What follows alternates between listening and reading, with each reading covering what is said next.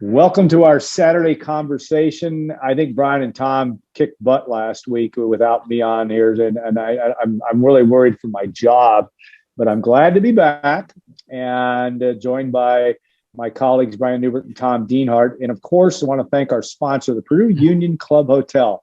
And if you look at Tom Dienhart's calendar for September 2nd, it's got something on it. It's 7 o'clock. We're going to be at the Purdue Union Club Hotel. And we're going to call it Thursday Night Live, have a little Facebook Live conversation 2 days before Purdue takes on Oregon State. We'll have a little bit of fun with that. We'll do a couple of those during the football season. And Brian Neubert, we're going to bring him in for some basketball wisdom as well. So we'll have a little bit of fun and trying to remind folks that the Purdue Union Club is not only open for business, but ready for business as it has been all along, but excited about the fact that we're going to have college football in West Lafayette with fans. And the restaurant at the 811 restaurant will be going fast and furious as well, in addition to the Boiler Up Bar. So put that on your calendar for Thursday, September 2nd, 7 p.m. We'll be on for that, and we'll be more of that on the site. All right, guys. And we can also remind folks, too, that you can subscribe to GoldandBlack.com any number of ways. You can go to just about any story on our site. We have free trials available. We encourage you to do so as well. All right, I'm going to start with you, Tom. And by the time some of these people watch, we may be through Saturday's scrimmage. But storyline, we haven't had access this week. You had a lot of access early on, and that's been closed since the 13th of August, I believe it was. But what has been, I know you've had the defensive line, kickers and punters. Brian talked defensive line on Wednesday, I believe it was, running backs as well. Just give me your overall, state of the program, state of the week, where things sit literally 2 weeks prior to that season opener in your view. Yeah, still a lot of excitement, a lot of anticipation. The storylines obviously continue to be the same, guys. At least for me personally, it's all about the defense, right? So much has changed on that side of the ball. Of course, an entirely new staff, a new scheme. That's going to really preach being aggressive, blitzing, stunning, stemming, creating pressure. The goal being, of course, generating more turnovers, more pressure and sacks on quarterbacks, and getting off the field on third downs. I mean, that's key. Stopping drives and getting the ball back to that offense. It should really carry the weight or carry a lot of the water in a Jeff Brom team, I believe. So, it seems like so far so good. The scrimmage last Saturday, Coach Brom came right out afterward and told us that, hey, the defense won it. I don't think they were surprised by that. I think we all know the defense typically is ahead of the offense anyway, early on in football training camps. But still, it had to be a good affirmation for the coaches and what they're trying to do on that side of the ball. And there's some playmakers over there, guys. I think the first 11 are pretty good. I think, Brian, you would agree with me. You've been out there and seen these guys. I think that the top 11 guys can be solid. Now, can they all stay healthy? And when depth has to get tested, how will that depth respond? So, again, defense is the big storyline. And, if you had forced my hand on the big storyline offensively, I always go back to the line, guys. I've got a story I'm working on now that deals with short yardage offense. The key to get better in short yardage offense for Purdue, to be more physical up front, to get first down when it's 3rd and 1, when it's 3rd and 2, when it's 4th and goal, to get it in the end zone, to move the pile, to be tough at the point of attack. Jeff Brom's talked about this a lot, guys. 2 offensive line coaches now committed to this front. And fellas, it's a front that's littered with questions. There's just not much depth. Yeah, I was going to say, how worried are you about the injuries? And I'll go to Brian next. But Tom, I mean, the injuries early on, also at least the first up through last week, have to be some level of a concern. Now they'll be back, Alan. That's what Dale Williams, Jeff Brom said. Guys like Cam Craig, he missed some time. Gus Hartwig missed some time. Tyler Witt did early on. He's been back for a few practices. But the coaches reiterated recently that all those guys on the line that have been dinged up, they're going to be good to go. So there's no season-ending injuries that have been suffered by the front. The problem, guys, is there's just not much depth. If you ask me, there's only really 7 guys I think they're comfortable playing. And again, they lost guys like Will Bramall, Mark Stickford, Kyle Jornigan to career-ending injuries. These would have been upperclassmen for this line. And Sam Garvin, guys, who was the center last year, he hasn't practiced all camp. And word is he's got a back injury that could really have his season and his career in peril. So there would go another veteran hand. So long story short, guys, I think they got a good first 5 or 6 offensive linemen, but just like that defense, you got to hope they keep people healthy. Brian, you had talked defensive line, and obviously some new parts there and some changes, but also, with George Karlaftis, et cetera, you've got some talent to work with. Your impressions and things that you see are must-haves, at least early on, as you look at the way camp has evolved, but also where Purdue needs to be on September the 4th. Yeah, just a quick point to make before I talk about that, about the offensive line that you guys just talked about. Under a very different set of circumstances, Purdue's offensive line right now would be like Victor Beach, Will Bramall, right, Kyle Jornigan, these guys who played early in their careers who then were lost to career-ending injuries. So from a continuity perspective, Purdue just can't get to that place where the same guys are on the field to start one season as they were the season before. And you're hoping with the Gus Hartwigs and the Cam Craigs and whatnot that you could just get them out there and let them improve on the job and let them develop during off seasons. But it's just been such a challenge to keep everybody available all the time for whatever reason, that continuity has been really hard to come by on the offensive line. A couple other positions, 2 cornerback for another. But you asked me about the defensive line. Obviously, I can't really vouch for anything. I haven't seen much with my own 2 eyes. I can tell you that I think you will see more energy from these guys because I think their job satisfaction will be much higher than it was last season. I think that last year's scheme and last year's philosophy and all that stuff wasn't necessarily a popular one with some of the guys who'd been in the program prior to its implementation. Now, by every account, Purdue is trying to get more aggressive and more, up-tempo defensively, things like that, more pressure-oriented, which I've always thought is the way you absolutely positively have to go at Purdue, especially, in particular when you're trying to build a high-powered offense as well. So those two things coexist well with one another. It seems to me like they're going to cut the defensive line loose to get in the backfield, try to get in the backfield more, get more negative plays, more sacks. I think this defense as a whole, you kind of look at it almost as much in the context of sacks and turnovers and negative plays as you do points and yards, because I think you're probably willing to make some concessions to have some big plays on defense to try to get the ball back to your offense. But I do think you're going to see maybe more energy from that defensive line. I know George Karlaftis is a happy camper right now. He very much likes these new coaches. I think he very much likes these schemes.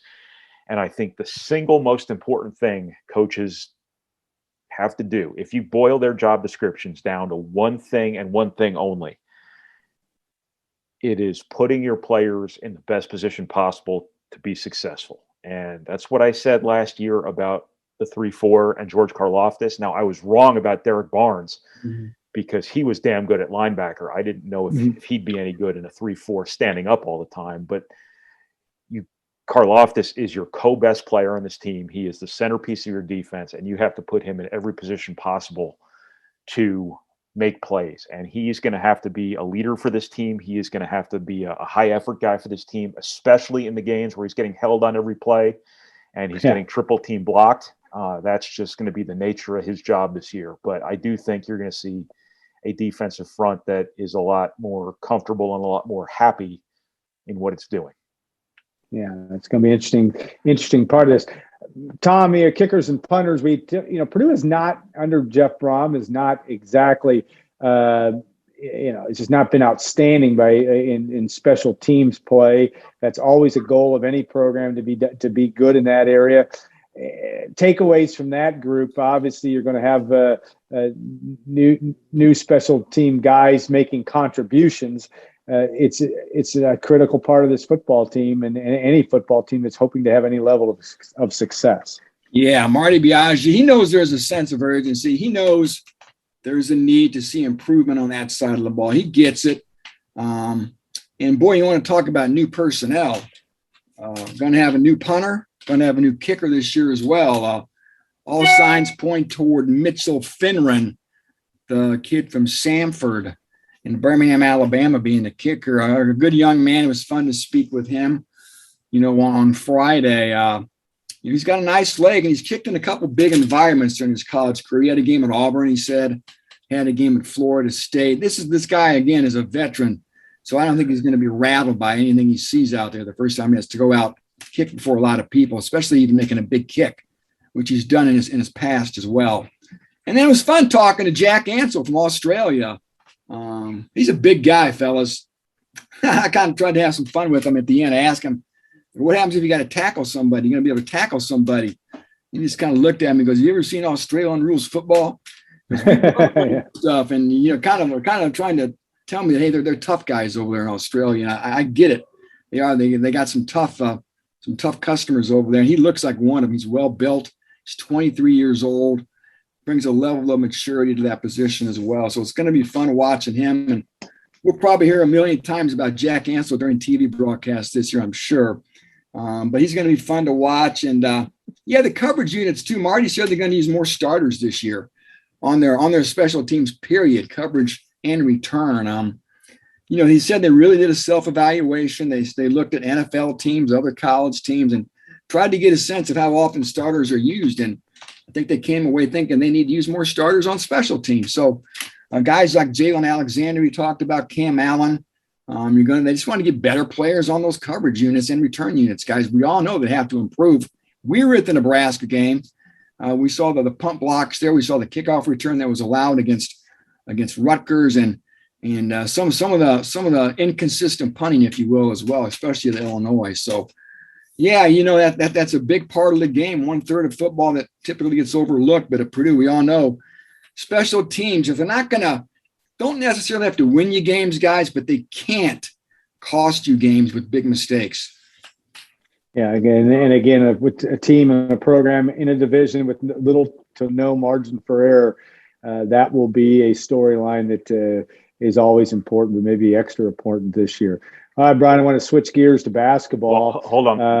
All right. Let me add something to that, too, because I have takes. And all right. He's got takes. I don't ever want to jump in I had to front of sit Brian, for a good 8 minutes Go before ahead. I could talk at the start of this show, and now I'm coming back for my piece of the pie. We do word counts in this thing. Depth, I'm always ready to eat. Yeah. Depth is always an issue at Purdue, it seems like, for a variety of reasons. And depth shows up on special teams. It always does, because the overall athleticism of your team is most on display, I think, on special teams, because special teams typically is your backup linebackers and your third team safeties and the freshmen who, maybe haven't gotten, their roles at the line of scrimmage yet. So the better athletes that you've handpicked and recruited who haven't had a chance yet to establish themselves on defense or offense, those are the guys you put on special teams. And if you have high-level athletes out there, you're going to be better on special teams than if it's basically your scout teamers and all due respect, your walk-ons, a lot of walk-ons. So Purdue, I think that's part of the reason Purdue has always maybe been a little bit lacking in special teams. It's because, depth has been sort of that fleeting portion of the program that has been so difficult to put in place for so many years, as it is for a lot of places like Purdue. It's not like everybody's Alabama or Ohio State, where every kid on that roster, had 25, high major scholarship offers. This is a place where it's a pretty good deal when you have 50 guys who you can count on to be able to play. Really difficult to get 80. I'm sorry, you wanted to talk about basketball now. Well, I do, but we'll go back to you on Myles Colvin. Just an interesting storyline this week. Been some talk about financial offers in this name, image, and likeness world.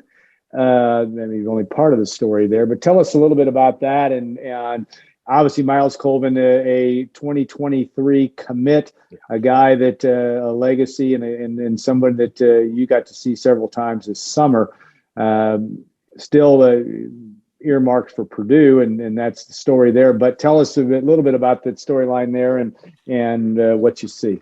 Well, this isn't a name, image, likeness deal. Name, image, No, likeness is understood. a component of the college experience. Now, this would replace the college experience. Myles Colvin has been offered a opportunity to play. I don't know if you call it professional or semi-professional or developmentally professional or I'd say professional. There's money involved, but yeah, incubator. I don't know what the proper terminology for the overtime elite league would be, but it's one of these startup leagues. It's bankrolled by a bunch of NBA guys, among other things, where they're giving guys an opportunity to play at this semi-professional level for money to end their high school careers. And then the obvious ascension there would be to the NBA or some professional level. How many guys are going to take this opportunity? I have no idea. This is all uncharted waters for the sport, but I don't think Purdue has anything to worry about with Myles Colvin. I think, I don't think short-term money is an issue for a family for which Roosevelt Colvin obviously made millions of dollars playing in the NFL, and I don't think they're hurting for funds right now. Anything like that. He's obviously taking care of his money, I'm quite certain, and all of that stuff.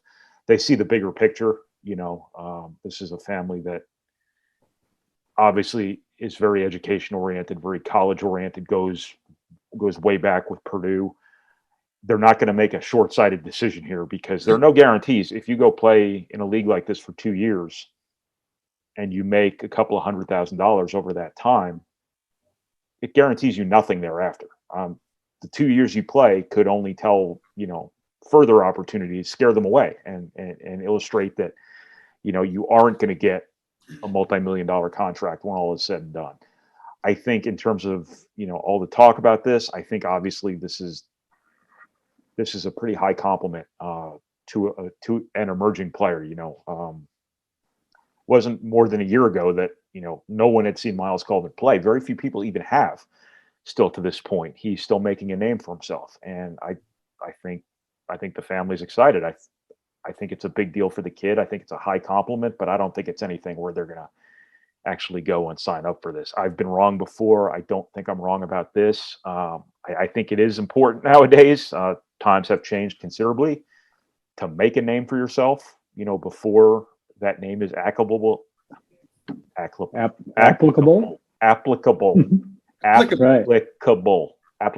you go. It's important to make a name for yourself nowadays before you get to college because you can monetize your name now in college. So just because, a guy might not have to chase money out of high school doesn't mean he shouldn't take it when it's there for the taking at the college level. So brand building starts earlier and earlier, and you're going to see the way high school athletes from here on out carry themselves. They're going to do so in a manner that's conducive to doing just that. And I think publicizing the overtime elite opportunity for the Colvins is good business too. It isn't anything that's, suggestive of Purdue not being a great option for him. Obviously it is. But he will be at Purdue. I'm quite certain. So it's been much talked about all that, but I think in terms of the actual outcome of all this, I think it is much ado about nothing. Tom, I ask you about, because you watch the national landscape of football, especially the name, image, and likeness, and I don't see. I'll ask you first: any sign of that being any issue? Not issue. And I don't mean to say it's a negative thing, but a part of Purdue football's wheelhouse just yet. And then also on a national level, what do you to me, and I think what I've heard from you guys a little bit is, just be patient. Wait, this will have its way of working its way out. But what do you see from your perspective?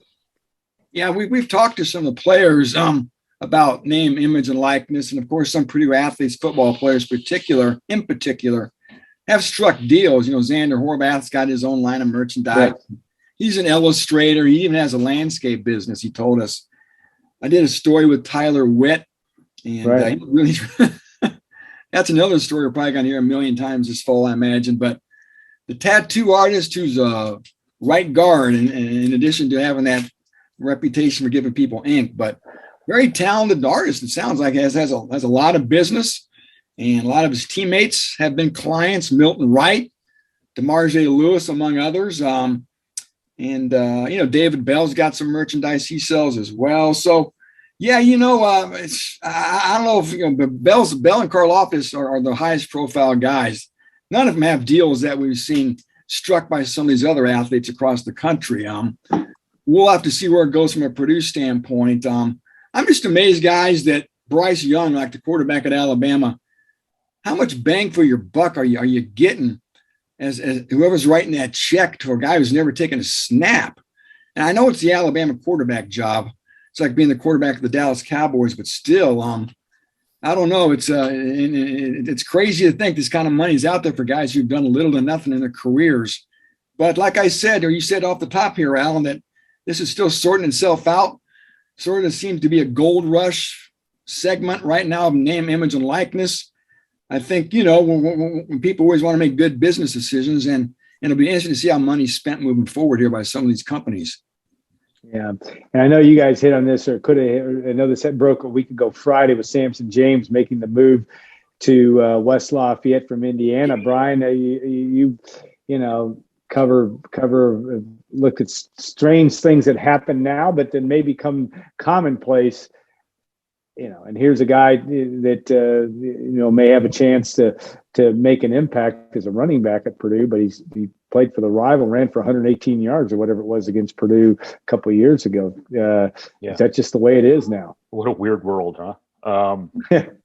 Yeah, I mean, that's just, it's transfers are open now. And I mean, it makes sense that an in-state kid who has recruiting history with nearby programs, I don't know, it's conceivable you're going to see guys go from Ohio State to Michigan. It's conceivable you're going to see kids go from Michigan to Michigan State, on down the line. I mean, it's just something I think we're all going to have to get used to, as counterintuitive as it's going to seem. Now, when the first Purdue kid goes to Indiana, I think that's when it's going to get real for Purdue fans, because it's happened twice, Indiana to Purdue here this offseason.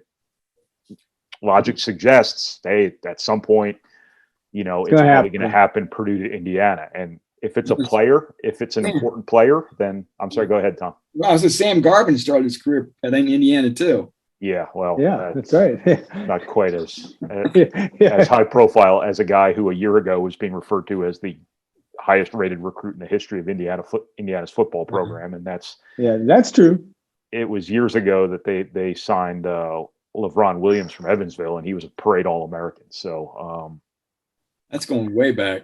This was one that was a bit of an eye-opener. I think obviously some things went down with Samson James at Indiana. He was not guaranteed necessarily a huge role for them this year.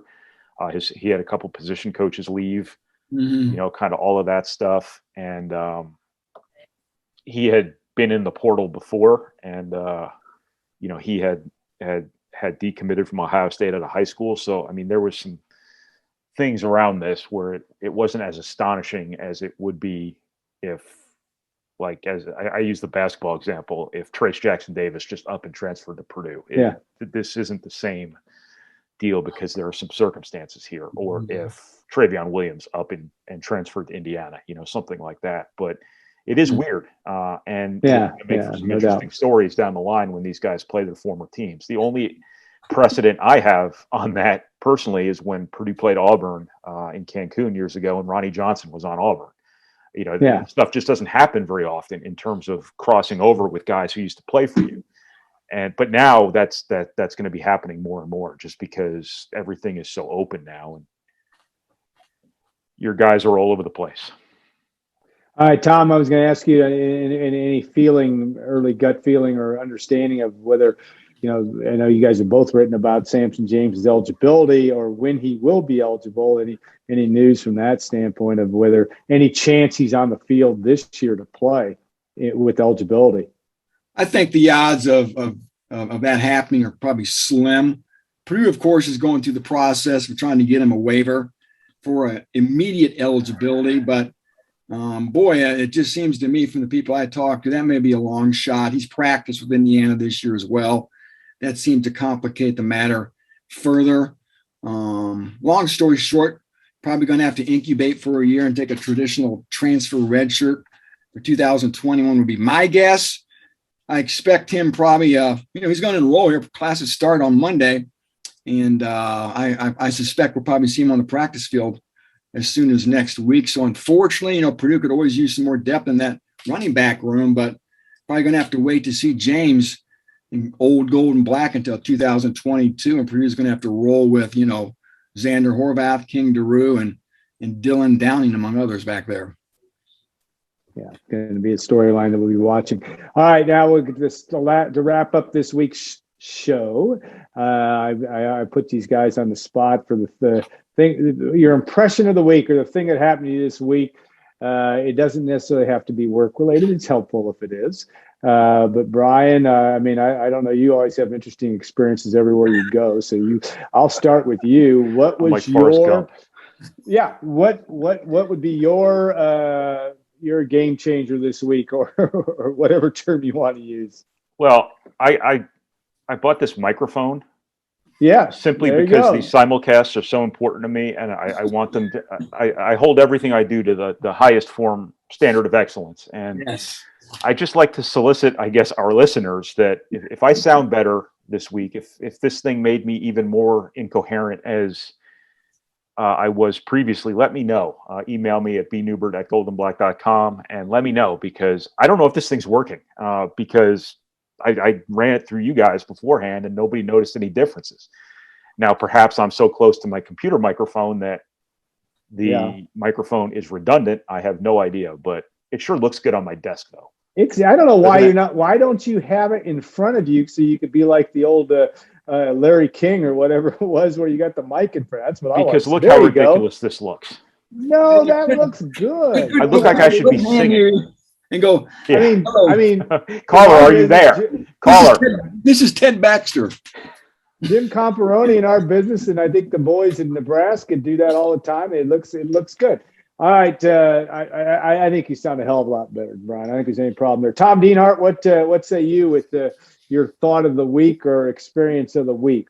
Yeah, Brian's already got that voice for radio, man. He's got that big. Yeah, deep, he does. He does. Deep baritone. I had a TSA agent at Newark Airport once ask me if I worked in radio. There you go. We all wish it sounded like Kyle Charles. But maybe, kind of. I do a podcast every week for 15 minutes, but there you go. I want to hear you give the instructions on the TSA agents, by the way, love me. Yeah, there you go. Gosh, for me, I don't know, man. My week wasn't too exciting, honestly. Just going out and talking to players. I think this week, Jack Ansel, his mother's really going to send him some Vegemite, and he wants to put it on his toast. He said. And I thought that stuff's nasty, though, right? Isn't it? I always think about that song in the '80s that talks about Land Down Under. Man, in America, we put avocado on our toast. I wanted to ask him about. I like that. But I didn't. But anyway, yeah, he's a fun guy, and Dylan Downing. Maybe the hype train's getting left the station too quickly on him. We'll see. But I tell you what, Chris Barclay was just effusive in his praise for the walk-on, the preferred walk-on from UNLV, from Carmel, Indiana. But boy, 6 foot, 225 pounds. He's got thighs like Earl Campbell, and I'm not saying he's Earl Campbell, but he's got a big lower body. So I think there could be a role for Dylan Downing, a very soft-spoken kid as well. So a lot of thunder in that backfield, guys. Can they find any lightning? And Jaquez Cross, don't write off the true freshman. Boy, the staff seems like they always bring him up unsolicited. They really like his speed. If he can secure the ball, block a little bit, I think at the very least, guys, you could see Cross maybe running back kicks, and also used just as a change of pace guy, where they try to get him in space and throw him the ball and just let him play playground football on the edge and make people try to tackle him in space. Yeah, thank you, Tom, for making me look like a dumbass for talking about something actually relevant after I could talk about wasted everyone's time talking about the stupid microphone on my desk. No, I think that's good. I appreciate it.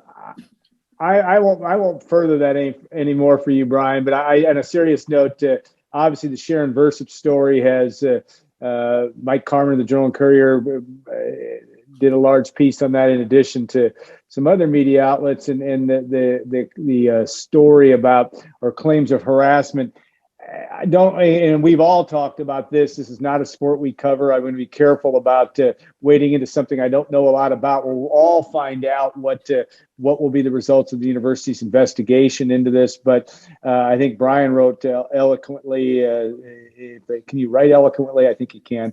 I can't. Saying that, saying that it's never a good look, and that part is true.